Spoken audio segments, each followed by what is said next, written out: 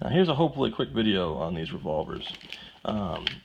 Bill CCM is the first guy that made these that I know of, and I appreciate what he's done. And he makes his with individual shells in here. And while I think that's really cool, it kept me from making these myself for a number of years, or well, I guess a year since he's put it out. But then I saw in the latest videos he's muzzle loading them anyways. He's putting them in through the front of the chamber instead of taking the shells out. And I thought, well, I can do that.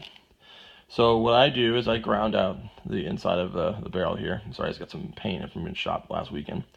And then I grind these out, and I put a brass barrel in with a 43 caliber diameter.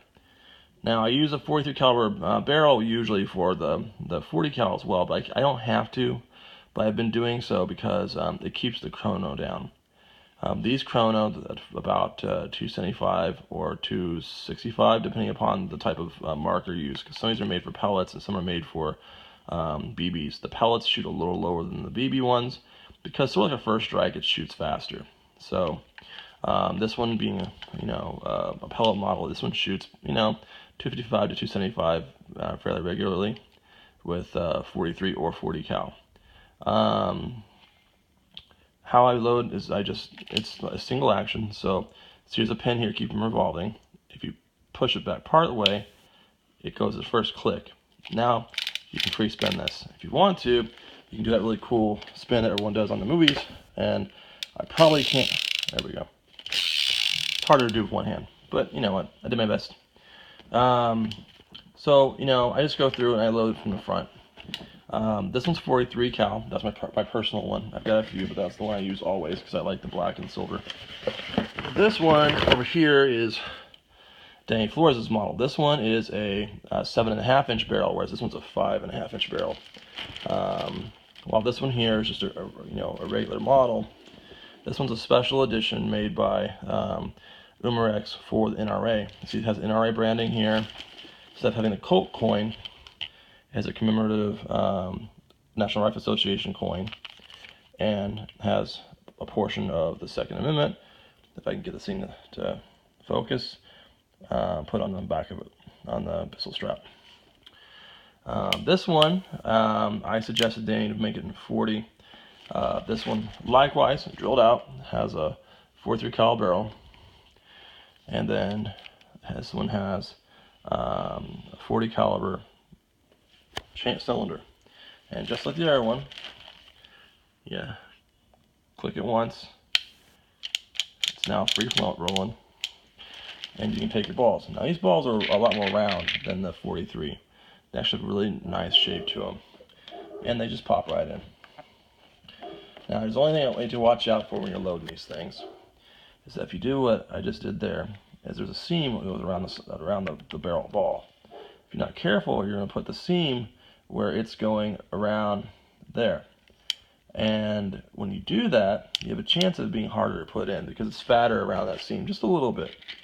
So what I usually try to do when I load them up is I try to load them up with the seam up and down. Now why do I have it done so that there's that finicky as far as the tolerances go? Well, there's no detents in here, so I've underbored these just a little bit so you don't have a chance of them rolling out. The first models I made, they rolled out a little bit, and so, I kind of learned from experience. Now, you can get the 40 cal balls and the 43 both from Nelson. I think 40 cal is, you can get, I think 12,000 of them or 15,000 of them for 120 bucks. That's a lot of balls. So, the 43 cal, and we can actually get both of them from Rap 4, I think, too, but I've never tried their paint, so I might try it. The only thing I'm not a big fan about is the 43. I don't know if you can see it or not. I'll try to pull it over here, but see that flat spot on the top of that ball? You can see where it bulges at the seam there. You're going to get more flyaways with that. You'll get a bigger ball burst, but that seems a killer. I mean, we would accept that on a 68 caliber ball, but somehow on a 43 cal, there's not enough people shooting it that they actually don't do much about it.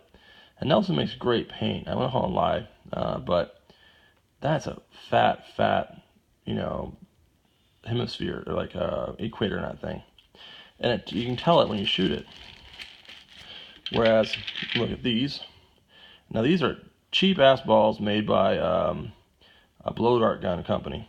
The reason I get them is because they ship 2-day air with Amazon Prime for free, and I've never had a chance to order them where I had time for them to get in. And I've not really had much problem with them. The downside is that there's a lot of red here, and most fields won't let you shoot red paint. And they do break red, and they look awesome when they do. Let's see if I can pop one here real quick so you can see what it looks like. I probably shouldn't shoot one in the house, but you know what? I don't care. Let's see. Alright, let's shoot that box over there.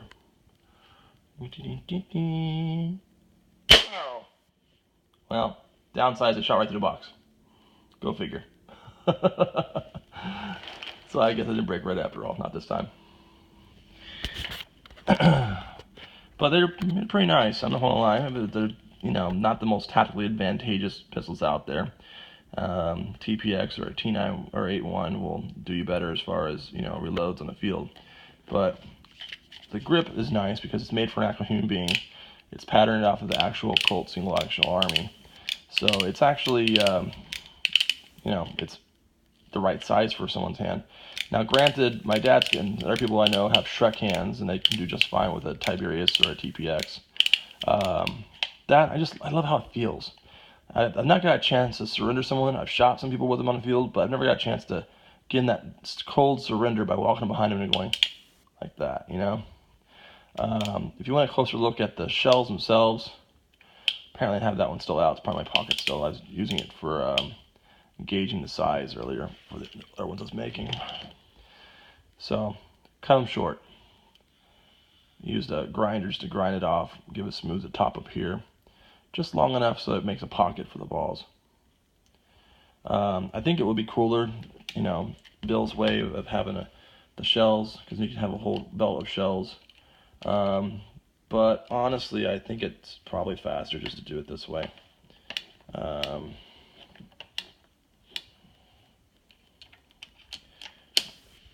That's about it.